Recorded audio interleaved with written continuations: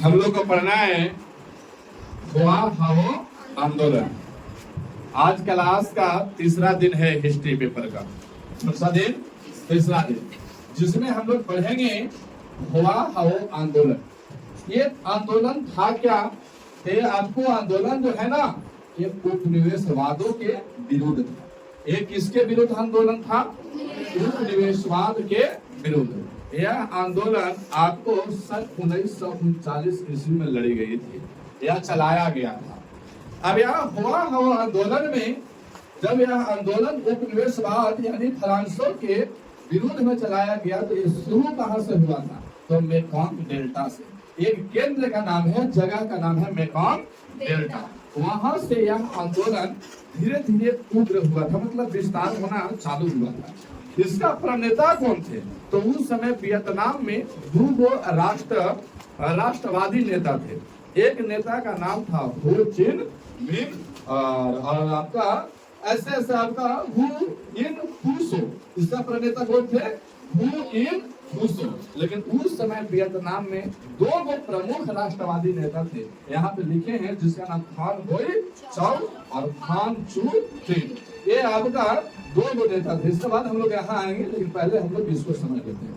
अब यहाँ पे हु इन फूसो की नाम कितना अजीब सा है। किसी को अगर जल्दबाजी बुलाना रहेगा तो कैसे बुलाएगा?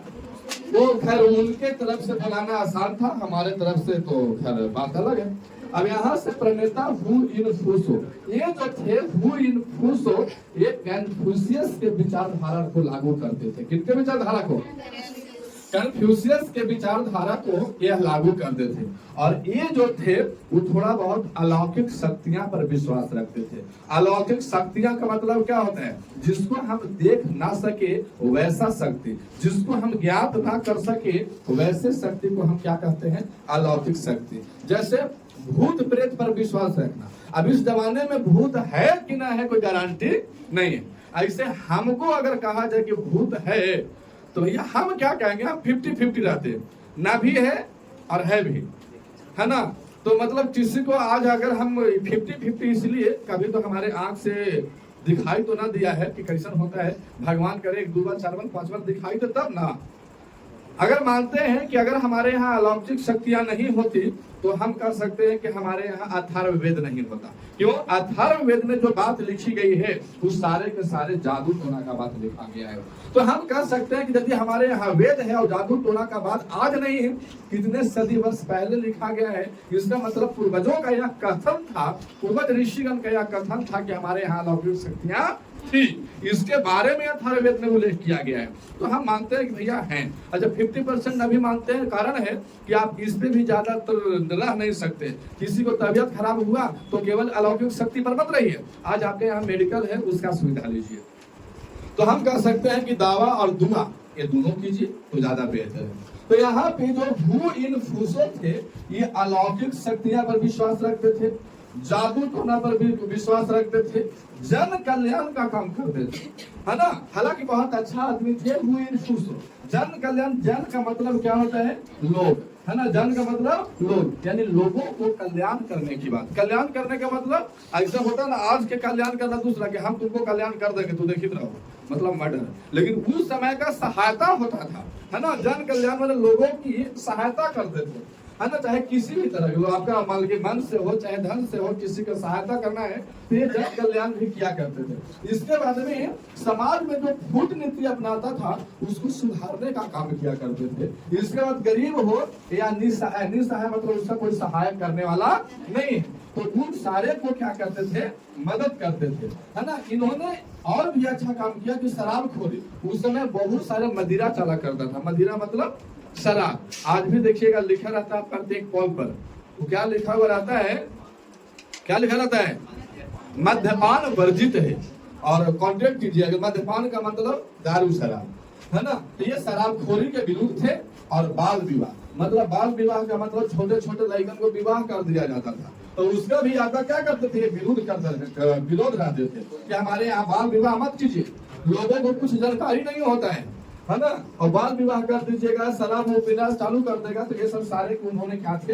विरुद्ध। फिजूल खर्च, मतलब उनका कहना था, वो इन फूसों का कहना था कि आज 1 रुपया बचा लीजिए, कल 1 रुपया काम देगा आपको, तो आप जहाँ पे दरकार है केवल वहीं पे खर्च कीजिए, है ना। तो फिजूल खर्चा के वो विरुद्ध थे। अब ये सब हमें, है ना, आदमी हमेशा इस सब के क्या करते थे, ये विरोध करते थे। यानी कहने का मतलब कि अलौकिक शक्तियां, जादू टोना, जन कल्याण, समाज सुधारक, गरीब निस्सहाय को मदद, या शराबखोरी, बाल विवाह, फिजूल खर्च, ये सब क्या थे, वो विरोध थे। अब इन पर जब इतना बढ़िया काम कर रहे हैं, अलौकिक थोड़ा बहुत शक्तियां हैं उनके पास, जादू टोना का ज्ञान है थोड़ा बहुत, तो उनको क्या जनता क्या मानेगी? नहीं मानेगी। इतना सारा काम कर रहा है ना, तो उनको लोग, जनता बहुत मानते थे। जनता को जो कह देंगे वो मानने के लिए जनता तैयार है। अब यहाँ पे क्या हुआ कि जब इतना सारा समाज में काम कर रहे हैं, तो ये धीरे धीरे वो इन फूसों विख्यात होते आ रहे थे। पूरे वियतनाम में इनका नाम चर्चा चल रहा था। भैया कोई एक व्यक्ति है जो इतना सारा गरीबों को मदद कर रहे हैं, फिजूल खर्चा हो गए, बाल विवाह को रोक दिए, जन कल्याण कर रहे हैं, लोगों निस्सहाय लोगों को मदद करते हैं, बहुत उभर के आ गए। तो जब ये बात पता लगी फ्रांस के सरकारों को, सरकार को पता लगा, फ्रांस के सरकार को, तो इनको पकड़ लिया, वो इन फूसों को पकड़ लिया और पकड़ करके और जबरदस्ती कहाँ भेज दिया? जेल में। और जेल में डालने से पहले क्या होना कि इनको लोग पागल घोषित कर दिया था। वो इन फूसों को, आपका फ्रांसीसी सरकार जो था, इनको कहा कि भैया ये आदमी पागल है, और पागल को घोषित करके और इसे कहाँ भेज दिया? कारागार में, जेल में भेज दिया। तो क्या जनता के बीच में उतना दिन से रह रहे थे वो इन फूसों, तो क्या जनता उनको नहीं जानता होगा? जानता तो था, तो यही आदमी बहुत अच्छा है, पागल नहीं है। और जा करके आपका सरकार के आगे और जा करके पूरा लोग तमाशा बनाने लगा। कौन? जनता। जनता पूरा उग्र हो गया। कहने का मतलब क्या है कि जनता का वहां प्रभाव घटना चाहिए, लेकिन वहां पे जनता का प्रभाव क्या हो गया? बढ़ गया। जैसे ही इन फूसों आपका जेल में डाला गया, तो जनता पूरा उग्र हो गया। हमारे राजा ना रहेंगे तो हम जीने का कोई अधिकार ही नहीं है, इसलिए हमारे राजा को छोड़ो। अब यहाँ पे फ्रांसीसी सरकार ने भैया तो कहा कि ये आदमी तो पागल है। अगर जनता के समक्ष बोला कि जो ये व्यक्ति को हम पकड़ के लाए हैं, ये कोई राजा नहीं, ये क्या है? पागल है। बोला कि जनता बोला ये पागल नहीं है, तो पागल साबित करके बताओ। वहां से फ्रांस से 4-5 गो 10 गो डॉक्टर को बुलाया और डॉक्टर को सिखा दिया गया था। डॉक्टर को सिखा दिया कि तुम चाहे कैसा भी टेस्ट करो, उससे मतलब हमको नहीं है, लेकिन ये व्यक्ति को क्या करना है? पागल घोषित कर देना है। डॉक्टर आए और उसे चेकअप टेकअप जो भी करना था वो आपको करना शुरू किए, लेकिन उसके बीच में रहते रहते ना जाने कौन अलौकिक शक्ति का प्रयोग किए, उसको पागल ना कह करके बहुत अच्छा आदमी बता दिया डॉक्टर।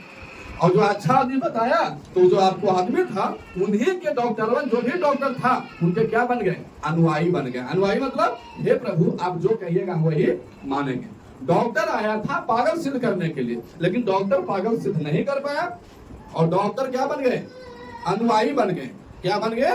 अनुयायी। अनुयायी का मतलब उनका जो आपका होता है ना, उनका प्रभाव आ गया इन पर कि जो आप कहिएगा हम वही मानेंगे।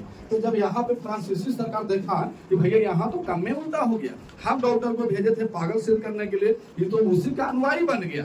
तो फिर वहां से क्या हुआ ना कि जब वियतनामी सरकार देखा कि अब ये बाहर जाने लायक व्यक्ति है, मतलब ये अच्छा आदमी है, और फिर से अगर जनता के बीच में जाएगा, वियतनाम के बीच में जाएगा, तो ये व्यक्ति क्या करेगा? धीरे धीरे हम लोग पर क्या करेगा? विद्रोह शुरू कर देगा। इस व्यक्ति को विद्रोह शुरू करने के डर से इस व्यक्ति को वहां से निर्वासित कर दिया गया। निर्वासित का मतलब कि तुम यहाँ से वियतनाम छोड़ करके तुमको हम दूसरा राष्ट्र में भेजना चाहते हैं, तुमको यहाँ रहने का कोई हक नहीं है। तो ये व्यक्ति को हु इन फूसों को यहाँ से वियतनाम से कहा निर्वासित कर दिया गया? लाओस। और जबरदस्ती लाओस भेज करके और जनता पर क्या किया? इसका विरोध किया, बहुत से लोगों को मारा पीटा भी फ्रांसीसी सरकार, और उस फिर आंदोलन को क्या कर दिया गया? समाप्त कर दिया गया, है ना। ये था आपको हुआ हो आंदोलन। इसके बाद आपको चलने हैं आधुनिकीकरण और राष्ट्रवाद। आधुनिकीकरण और राष्ट्रवाद। आधुनिकीकरण मतलब जो आज आपका जो आज का चेंजिंग है, उसमें राष्ट्रवाद का क्या आपका अहमियत है। तो उस समय आधुनिकीकरण में दो बात थे। वो बात आपको जो राष्ट्रवादी जो थे ना, उन दोनों बात को लेकर के असमंजस फैला हुआ था। असमंजस का मतलब क्या होता है? जैसे कि अगर मान लिया जाए कि आपके पास 2 कोई आपका सामान है, आप क्या करोगे? ये वाला खाए, ये वाला खाए। कहीं ससुराल में चल गया, 2 प्लेट में नाश्ता आ गया तो कोना में से करेगा। असमंजस पैदा है कि नहीं है? तो बात ऐसा असमंजस वाला था वहाँ। यहाँ के राष्ट्रवादियों ने, वियतनाम के राष्ट्रवादियों ने क्या किया कि इनके पास असमंजस की बातें था। कैसा असमंजस? किस बात का असमंजस?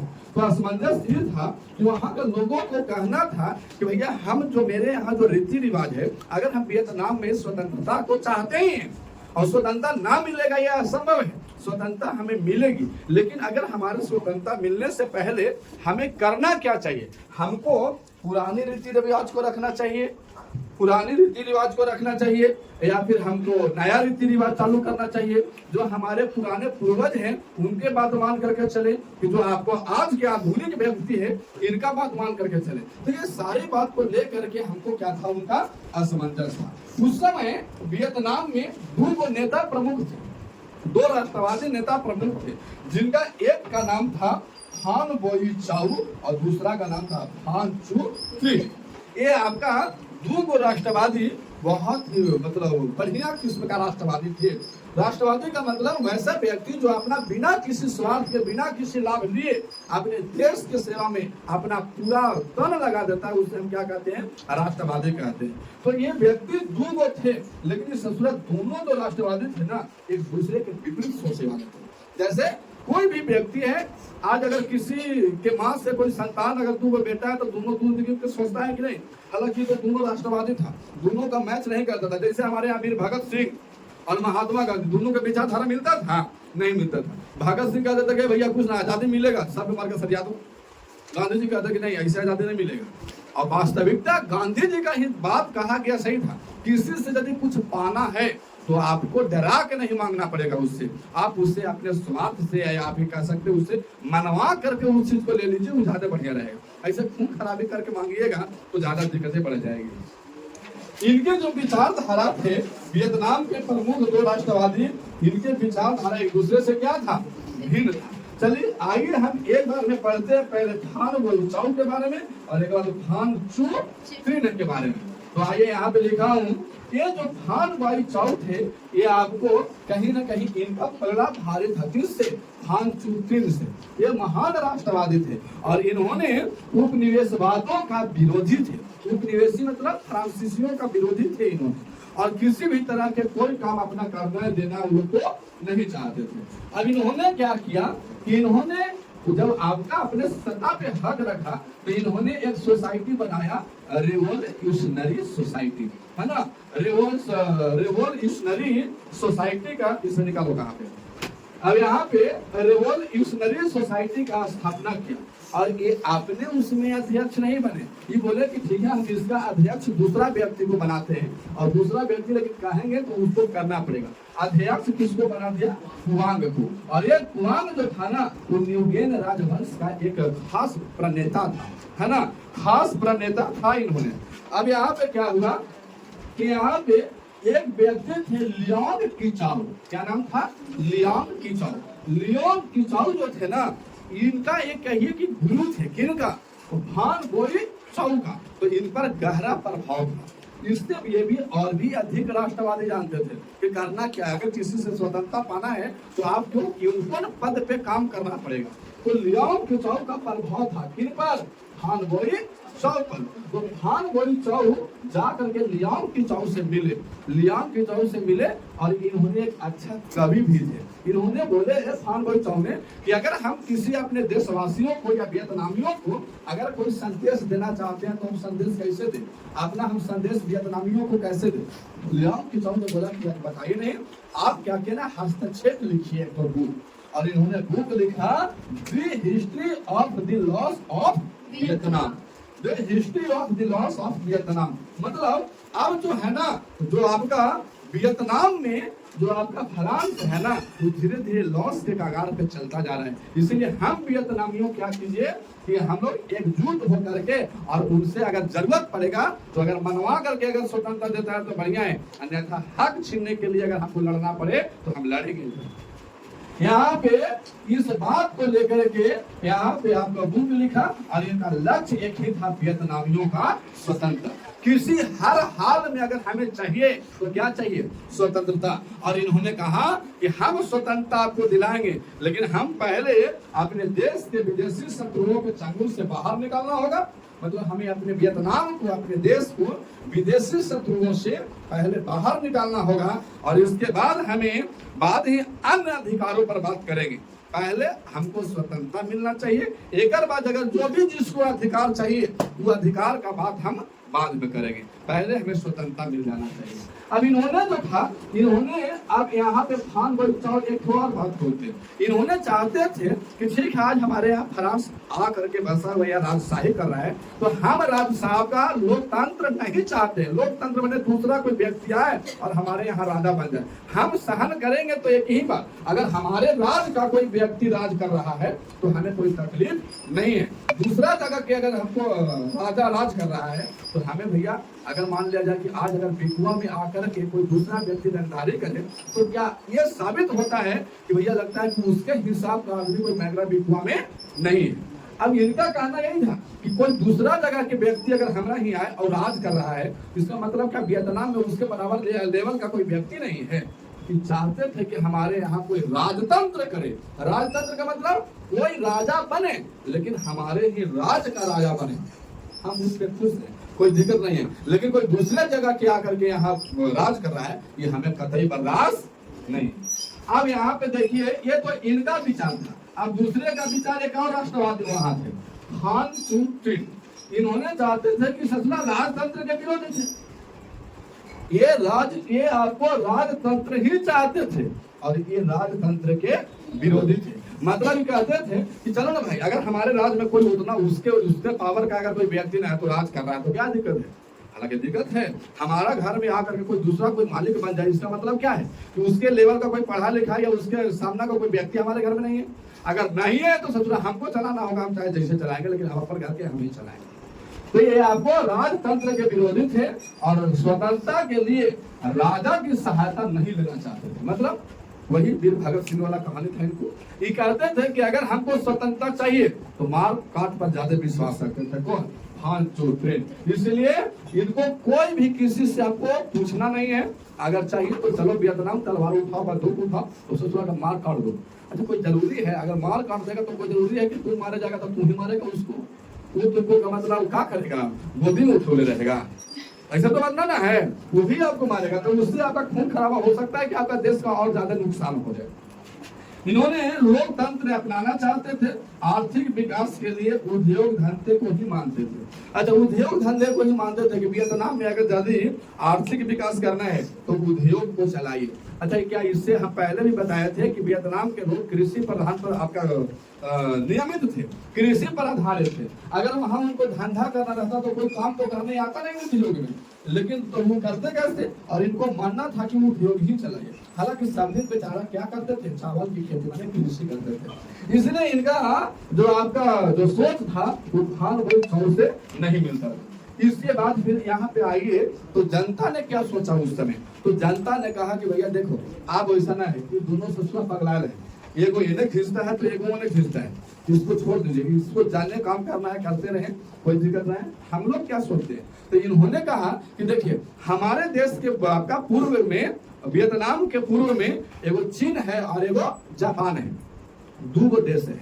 ऐसा कहा ना करते हैं कि हम लोग लड़ेंगे वियतनाम से लेकिन रहेंगे जापान या चीन में, तो उससे फायदा, लोग बोला कि उससे फायदा क्या है? तो फायदा है, क्यों? अगर वियतनाम में ही रह करके और लड़ाई करेंगे तो फ्रांसीसी सरकार हमको पकड़ के जेल में बंद कर देगा, जैसा कि किसको किया था? अगर हु इन फूसो को अगर जेल में बंद किया, वहां से पागल बिना घोषित हो तो सब भेज दिया। अगर हम लोग भी अगर वैसे ही करेंगे, वियतनाम में रह करके अगर वियतनामी जनता से लड़ाई करेंगे फ्रांसीसियों से, तो क्या करेगा फ्रांसीसी सरकार कि हम लोग को पकड़ करके और कहाँ डलवा देगा? जेल में। तो आप ना रहोगे, तुम ना युद्ध करोगे। इसीलिए क्या करें कि हम लोग जापान में रहेंगे। वियतनाम के पूर्व में कौन है? जापान। और वहां जाकर के रहेंगे, या कुछ लोग को मानना था कि हम लोग चीन में भी रहेंगे, लेकिन अगर जरूरत पड़ा तो तुरंत आएंगे और वियतनामी जनता से लड़ाई करना शुरू कर देंगे। बोला कि प्लान तो बहुत बढ़िया है, प्लान बहुत बढ़िया है। तो यहाँ पे जाकर के और लगभग 20वीं शताब्दी में वियतनामी लोग पूरा भारी संख्या में जाकर के जापान बसने लगे। और जा करके खूब इस बसने की क्रिया या रहने की क्रिया में बहुत तेजी आई, जिसको उग्र बोलते हैं। तो यहाँ लिखे हैं कि 20वीं शताब्दी में आपका वियतनामी जापान में जाकर के क्या हो गए, बसने लगे और यह संख्या उग्र पकड़ लिया। इसीलिए वियतनाम के पूर्व में था जापान, इसीलिए बोला पूर्व की ओर चलो। क्या बोला गया, पूर्व की ओर चलो, मतलब वियतनाम में हम लोग नहीं रहेंगे, कहाँ रहेंगे, जापान में, वियतनाम के पूर्व में है, इसीलिए पूर्व की ओर चलो। ये आंदोलन था और यहाँ पे इनको जरूरत पड़ा। अब यहाँ पे क्या था, विद्यार्थियों ने जब जापान में जाकर रहना शुरू किया तो देखिए व्यक्ति ऑटोमेटिक डेवलप कर जाता है। आज अगर तुम 15 वर्ष तक समान एज में मैगरा के माहौल में रहे हो, जाकर 6 महीना में गया में रहो, देखो रंग ढंग बोल चाल सब बदल जाएगा। क्यों, बाप पे पुत्र परापत घोड़ा और नहीं तो थोड़ा थोड़ा, राम मिलाए जोड़ी तो एगो घोड़ा एगो घोड़ी, सॉरी आंध्रा एगो कोड़ी, ऐसे बोला जाता है। तुम जैसे ही वहां जाओगे ना तो वहां का रहन सहन तुमको मिल जाएगा। तो ये बात आपको फिक्स डिनोट करता है। अब यहाँ पे क्या है कि विद्यार्थियों ने जब यहाँ से वियतनाम से जाकर के कहा शुरू किया रहना, जापान में। तो जापान में जाकर के वहां पे ऐसा ना कि खाली जापान में जाकर पूरी सब्जी खा रहा था, नहीं, वहां पे विद्यार्थी लोग रह करके और पढ़ाई भी कर रहे थे। और वहां पे विद्यार्थी जब पढ़ाई कर रहे थे जापान में, हल्ला नगर, जब विद्यार्थी जापान में जाकर के पढ़ाई कर रहे थे तो वहां से आपको आकर के विद्यार्थी लोग जब जापान से वहां आए, कहा वियतनाम, तो वियतनाम में एक आपको मुक्ति एसोसिएशन नामक संस्था का क्या कर दिया, स्थापना। मुक्ति एसोसिएशन नामक संस्था, मतलब अगर किसी को फ्रांसीसी से मुक्त होना है तो आइए हमारे मुक्ति एसोसिएशन में, हम तुमको गारंटी कहते हैं कि मुक्त करवा देंगे। ससुरा आपने तो ठीक है नहीं था, तो मैंने उससे करके और एक वियतनामियों को एकत्रित करने का प्रयास कर रहे थे स्टूडेंट में। क्यों, किसी से अगर लड़ना है तो पहले एकत्रित होना पड़ेगा। घर में भी अगर गोतिया नहीं बगल गिर से लड़ाई हो गया तो पहले घर में एकदम सब सुन जाए, घर में मीटिंग कर लो, कहाँ कहाँ डंडा छुपा देना है, कहने कहने कहा करना है, वो होने से निकलेगा तो तू पीछे जाके कपड़े पर मार देना। सब बात सेट कर लिया जाता है रात में। सवेरे उठेगा मैया के लाल हटा के लड़ ले, एने से बोलेगा और ओने से आके लड़ेगा, जब तक छोड़कर भगवान सुने राम नाम वो उतना तक नहीं पहुंचेगा तो जाकर मेडिकल में जाकर भर्ती हो जाओ, बातें होते हैं। तो ये सब आपको एक एसोसिएशन का स्थापना किए जिसमें आकर के लोग आकर के और मुक्ति चलाने का आंदोलन प्रारंभ कर रहे थे। अब यहाँ पे क्या हुआ, जब लोग जापान में रह रहे थे वियतनामी लोग, तो धीरे धीरे जाकर के क्या हो जाएगा, घुल मिल जाएगा कि ना जापान। जैसे आज हम बिकुआ में आकर के बस गए या रह गए, तो यहाँ पे 5 साल रहे तो 5 साल में लोग हर एक दूसरे से भैया चाचा हो गया कि नहीं। अगर किसी तरह से कोई हमसे लड़ाई करेगा तो ये लोग मुझे सहायता करेगा कि नहीं करेगा, करेगा 100%, अब इसे करेगा जरूर। अब यहाँ पे देखो, जब वहाँ पे स्टूडेंट लोग रह रहा था तो यहाँ पे जापान द्वारा रूस का क्या हुआ था, एक बार पराजय, मतलब जापानी लोग वियतनाम को सहायता करेगा, क्योंकि बहुत दिन लोग रहा वियतनामी लोग। अच्छा, जापान को भी जरूरत पड़ेगा तो वियतनामी सहायता करेगा। अब यहाँ पे क्या हुआ कि 1905 ईस्वी में हम जानते हैं कि जापान रूस को क्या किया था, हरा दिया था। और जो आपका है ना कि जापान जो है वियतनाम का सहायक देश बन गया। और जब सहायक देश बन गया तो रूस में 2 व्यक्ति थे, एगो मॉन्टेस्क्यू और एगो रूसो। यहाँ का बहुत बड़ा प्रभाव था। ये लोग जब विद्यार्थी लोग पढ़े में तेज हो गया और ये लोग आया कि चाचा पूछिए, बोला क्या हुआ, तो तभी हमने के कुछ शिक्षा दीजिए, हम लोग भी विद्यार्थी हैं, जापान से पढ़ के आए बनी, ऐसा कुछ बोला तो नहीं, सो हमने को स्वतंत्रता चाहिए, आप हमको बताइए कैसे लड़ना है। बोलेगा ठीक है, तनी मैंने जंतर मंतर दिया होगा, बताया होगा कुछ ना कुछ, और बोला कि देखो कुछ भी चाहिए तो धीरे धीरे शीर्ष पर चढ़ो। क्यों, अगर धीरे धीरे चढ़ोगे तो गिरने का बहुत कम चांस होता है। अब तुम जाके एक बार तलवार से मुड़ी काटना शुरू कर दोगे, खूब से खूब काटोगे 3-4 लोग, बाकी वाले से तुमको घेर लेगा ताकि भागे देगा, बात सही है। अब उसमें क्या हुआ, तो उस समय आपको मॉन्टेगू और रूसों का उस पर प्रभाव था। और हम जानते हैं कि प्रथम विश्व युद्ध जब हुआ था तो वहां पे वियतनाम के जो सेना थे ना, वो फ्रांसीसी लोग वियतनामी सेना को भर्ती किया और जा करके 1914 ईस्वी में प्रथम विश्व युद्ध में सब वियतनामियों को ठोक दिया और फ्रांस वाला बचल था और वहां जाकर के मरा गया वियतनामी। पहले से तो ससुरा खुदा चलाता था, कृषि करता था, और एक बैग भारतीय निकाला, बम्फर ऑफर सिलेक्शन, आइए और डायरेक्ट फोर्स में ज्वाइन कीजिए। ससुरा आगल पागल सबके भर्ती कर दिए, जेकरा बंदूको ना चलावे आवे ना, आओ ना तुम कल से ज्वाइनिंग, तो ये ससुरा का करेगा, मालूम ना चलेगा कि हमारे वियतनाम के कौन है, एक 47 एक और लेकर के दादा दादा दादा घुमा दे, और सनम चाहे जाओ सनम, कुछ होगा नहीं सनम। बात ये अब यहाँ पे जा करके आया तो वियतनामी लोग खूब मर गया। जब यहाँ पे होकर भाई बहन के पता लगा, ये उस समय तो खुश हो गया कि अब लगता है फ्रांसीसी सरकार हमारे ऊपर कुछ ध्यान दे रहा है, एकदम बम्पर बहाली निकाला है, कितना महीने की नौकरी दे दिया, लगता है राजा सुधर गया।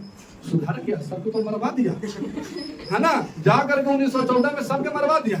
जब पता लगा कि हमारे वाला मर गई लोग, इन्हें से सब जाकर के स्त्री बाल बच्चा सब समझ रहा है, उतना मनी का मार दिया, सदा क्रॉस हो गया कि अब हमारे वाला नहीं है तो हम रह के का करवो हो पापा। ऐसे से ना कहता है, लेडीज लोग ऐसे बोलता है, लेकिन अगर जेंट्स लोग को देखिएगा ना तो मैंने यहाँ रह करके एक बार गहरे अध्ययन से सोचते हैं। इसीलिए हृदय घात बीमारी ज्यादा लड़कों को होता है, लड़कियों को हार्ट अटैक कभी सुना है बहुत कम। क्यों? ये लोग जब कुछ हुआ तो हिलिया के हंस लेगा, और लड़ा पर कोई मरवा किया तो मुंह खोल के हंस लेगा, और हम लोग का नाम है हस्बैंड। ये ले, ये हंस से गलत हो गया। जहिना शादी होके आया तहिना लड़की लोग आएगा साथ में तो रेड कलर की साड़ी, खतरा का निशान, भैया जा रहे हैं तेरी होशियार, लाल पहन के खतरा का निशान। और तुमको नाम हो गया उपनाम, जो एगो लड़का था वो अब एक हस्बैंड हो गया। अब हस्बैंड क्या हुआ, जिसका बैंड हो जाएगा कौन चीज, हंसना। अब ससुरा ना तो रो सकता है, मुंह खोल के ना हंस सकता है। जिंदगी भर ऐसी मानने मानने, अगर हंसना विकास है तो मानने मानने मुस्कुरा दो, कहानी खत्म। और ये लोग को है कि अगर रोना भी है तो अगर किन्हीं का कोई भगवान ना करे, मैं बोल रहा हूँ, लेकिन अगर कोई एक्सपायर कर जाए तो देखिए उनका पिताजी या कोई अगर एक्सपायर कर जाए, और 2-3 गो बहन है तो वो गोड़वा देने पिताजी के रहेगा, और ये बाया साइड है, अब ये बाया साइड वाला अगर छोटी है तो क्या पापा हो पापा, उलट देगा, करवटिया फेरा देता है। लेकिन अब ये से कहे अब केकरा हमने आबो हो दीदी, अब इन्हें कहता हाँ के बहिनी, इन्हें से को फेर ले रहेगा ना, होता है इससे। अब ये लोग पूरा दिल खोल के रो लेता है। लड़कावा अगर मान लिया जाए एगो भाई है, अब तीनों जाके लपट जाएगा। अब तू ससुरा करे क्या करे, लड़कियां जो 3 गो बहन है वो लोग तो रो ही रहा है, अब लड़कावा क्या करेगा, चुप रहो, आज से बाप मैं हम ही, यही ना कहेगा।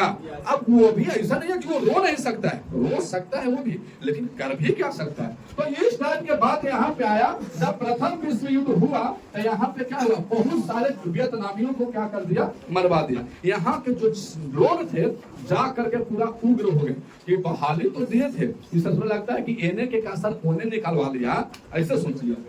अब यहाँ पे क्या हुआ, जो लोग बच गए वहां पे 1914 में वियतनामी लोग जो है ना राष्ट्रवादी दल का घोषणा किया। जो भी आपका जो थे लोग जो बचे हुए थे राष्ट्रवादी, मतलब अब हम लोग को देश से कुछ चाहिए नहीं, निस्वार्थ भाव से देश को सेवा करेंगे, चाहे मर जाए चाहे मिट जाए। अब इन्होंने राष्ट्रवादी दल का घोषणा किया और 1919 में चीनी विरोधी का बहिष्कार किया गया, है ना। चीन विरोधी बहिष्कार आंदोलन चलाया कि भैया जिस टाइप से यहाँ से चीन वाला गया है उसी टाइप से आप भी हमारे यहाँ से तुमको जाना होगा। इस टाइप का था पूर्व की ओर चलो आंदोलन। इसके बाद में आपको वियतनाम समाजवाद और राष्ट्रवाद। अब यहाँ पे क्या देखा गया कि 1930 तक ये जब आगे की ओर चला ये आंदोलन चीन विरोधी बहिष्कार, तो जब यहाँ पे देखते थे कि यहाँ पे वियतनामी बहुत लोग मर गए, और मरने के बाद जो लोग थे वो निस्वार्थ का भाव सोच लिया, तो 1930 तक वियतनाम में क्या होगा, कोई कृषि करने वाला नहीं है, सुखाड़ पड़ गया पूरा का पूरा। तो वहाँ क्या हो गया, हम लोग देहात के भाषा में उसको अकाल बोलते हैं। क्या बोलते हैं? अकाल बोलते हैं। तो वहाँ पे क्या हो गया ना, आर्थिक मंदी हो गया। क्या हुआ? मंदी। और मंदी का मतलब क्या है? मंदी का मतलब कोई भी सामान का भाव क्या हो जाना, गिर जाना, मतलब लो हो जाना। आज चावल अगर 30 रुपए बिक रहा है और आर्थिक मंदी जाना होगा तो यहाँ 2 रुपए किलो बिकेगा। तो जो किसान अगर मान ले कि 20 क्विंटल या 1 टन चावल उत्पादन किए हुए है और आज आर्थिक मंदी हो गया, तो उसको चावल उत्पादन करने में भी पैसा लगा होगा। मैं मानता हूँ आपको 10 लाख रुपया लगा, तो भैया वो 1 टन को बेच करके 10 लाख से ज्यादा अगर 15 लाख कमाएगा तब ना कुछ मुनाफा होगा। अब आर्थिक मंदी हो गया, 2 रुपए किलो चावल, तो उस ससुरा क्या करेगा? कुछ नहीं कि भैया बेचे से बेशक बढ़िया है कि और उतना 1 टन को ट्रक बुलवाएंगे, ये करेंगे वो करेंगे। ये दूर से नुकसान है, पहले से तो नुकसान है, ये जाके कालीदाह में बहा देगा। होगा कि नहीं होगा? जाके सब चावल खत्म कर देगा। भगड़ा 2 रुपए किलो बिके रहेगा और 2 रुपए हमको भाड़ा लग जाएगा लोड करने में और मार्केट तक पहुंचाने में। इसलिए वहां पे क्या हो गई, आर्थिक मंदी। और वहां पे मंदी होने के कारण रबर और चावल के मूल्य में क्या हो गई, गिरावट। और गिरावट हुई तो वहां पे आपका एक था अनामी दल। अब इस समय सरकार से लड़ने लगा कि सरकार हमारे बारे में कुछ सोचेगा, क्या सोचेगा। फिर से अनामी दल जिनको अकबर जोन हुसैन थे जिसका स्थापना किया। इसके बाद हम लोग देखते हैं अगले स्लाइड में कि अगले स्लाइड में आपका इसके आगे क्या होता है जब तक इसको छापेंगे। इसके बाद में आपका क्या था ना, ये जो आपका यहाँ पे आपका जो आपका न्यूगन और हाथियन प्रांत से यह आंदोलन चालू हुई थी।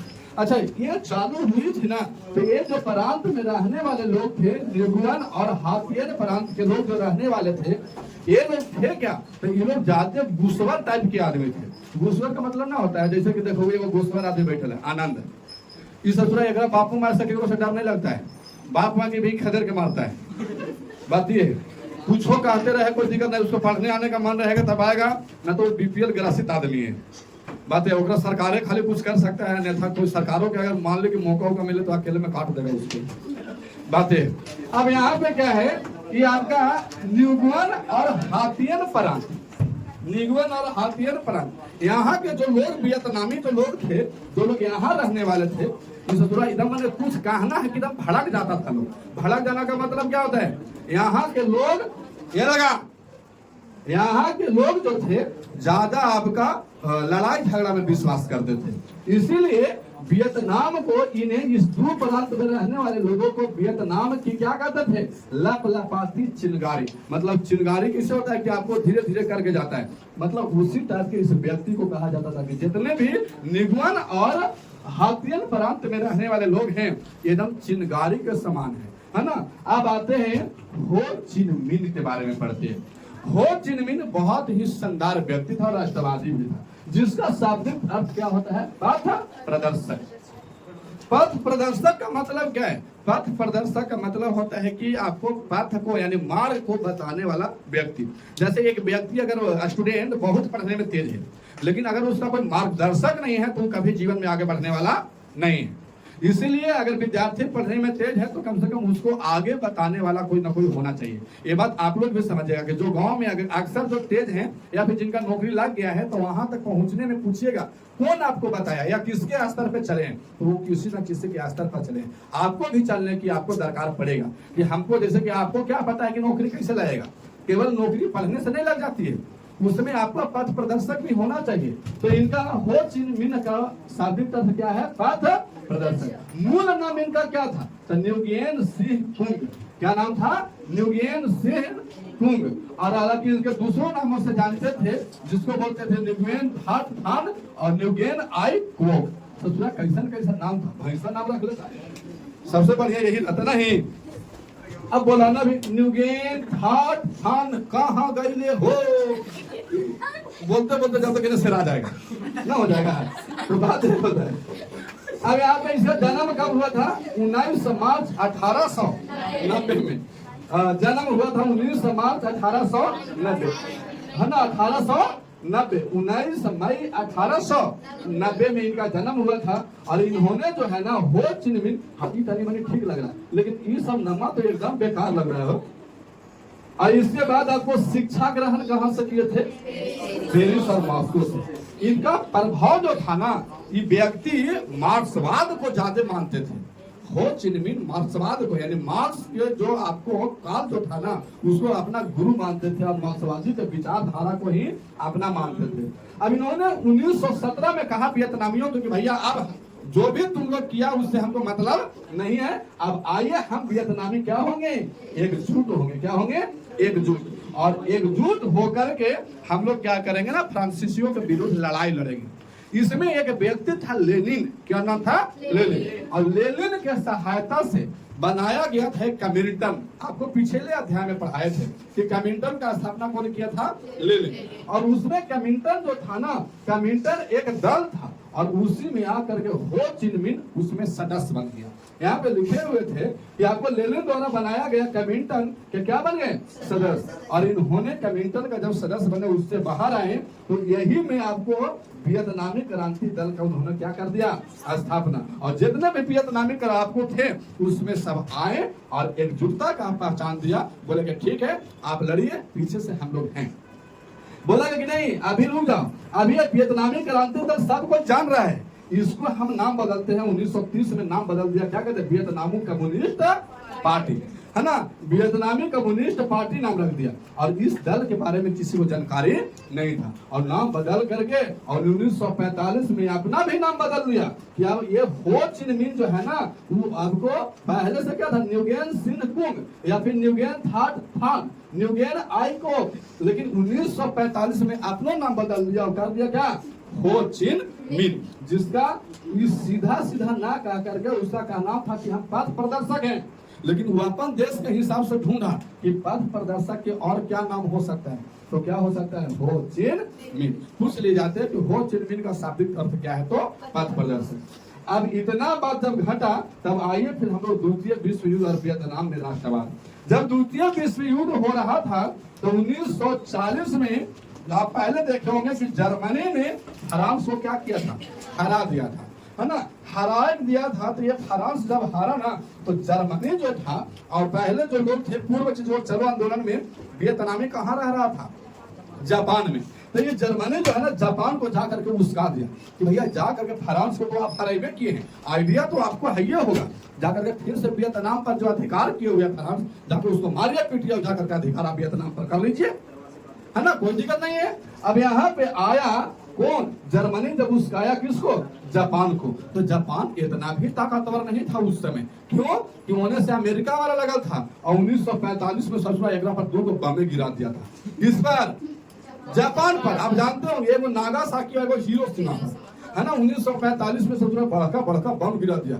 आधा जापान अभी भी कोढ़िए लंगड़ा पैदा होता है, नहीं होता है, आधा भी 6 अगस्त और 9 अगस्त 1945 को जापान के हिरोशिमा और नागासाकी पर बम गिराया गया था, जिससे कि असमर्थ था, लेकिन फिर भी कलेजा पर पत्थर रख करके बोला कि देखिए भैया वियतनाम हम तुमको सहायता करते हैं, चलो फ्रांस बने, आपको फ्रांस को हम हराए हैं, तजुर्बा हमको पता है, चलिए वहां पे। और वहां पे आ करके अपना अधिकार बनाया। और यहाँ पे क्या हुआ ना कि यहाँ पे गणराज्य, वहां पे 1945 में वियतनाम में क्या हुआ, लोकतांत्रिक गणराज्य बन चुका था, जिसका अध्यक्ष भी कौन बन गए, हो चिन मिन। और इन्होंने घोषणा किए थे, इन्होंने घोषणा क्या किए थे, हो चिन मिन ने घोषणा किए थे कि फ्रांस के साथ हमारा कोई संबंध नहीं रहेगा, और हम उन सारे विशेषाधिकार को तत्क्षण समाप्त करते हैं जो फ्रांसीसियों ने हमारे भू क्षेत्र पर कब्जा किए थे। अब वियतनाम एक स्वतंत्र और स्वाधीन देश बन चुका है। मतलब आज के बाद हम लोग वियतनाम पर किसी का भी कोई अधिकार नहीं रहेगा। इसके बाद फिर हुआ हनोई समझौता। क्या हुआ, हनोई समझौता हुआ। 1 मिनट थोड़ा, चलिए देखिए हम लोग को क्या पढ़ना है अंतिम में, हनोई समझौता। देखिए हनोई समझौता जो है ना, इसका नाम हनोई इसलिए है ना कि समझौता कहाँ हो रहा था, हनोई में। हनोई एक जगह का नाम है और वहां पे समझौता हो रहा था। किसका किसका समझौता, तो आपका वियतनाम का और फ्रांस का। फ्रांस ने यहाँ से चल दिया और बोला कि भैया देखिए, अगर किसी को अगर डायरेक्ट आप निकाल देते हैं तो ये डायरेक्ट निकालने वाला बात है नहीं, हम आप लोग को स्वतंत्रता दे रहे हैं, कोई दिक्कत इसमें नहीं है। वियतनामियों को बोला, कौन, फ्रांसीसी। लेकिन क्या है ना कि तोकिन जो है, तोकिन पर मेरा अधिकार रहेगा। फ्रांसीसी बोला कि हम अधिकार या स्वतंत्रता आपको दे रहे हैं, कोई दिक्कत इसमें नहीं है, लेकिन अभी भी हमारा तोकिन पर अधिकार रहेगा।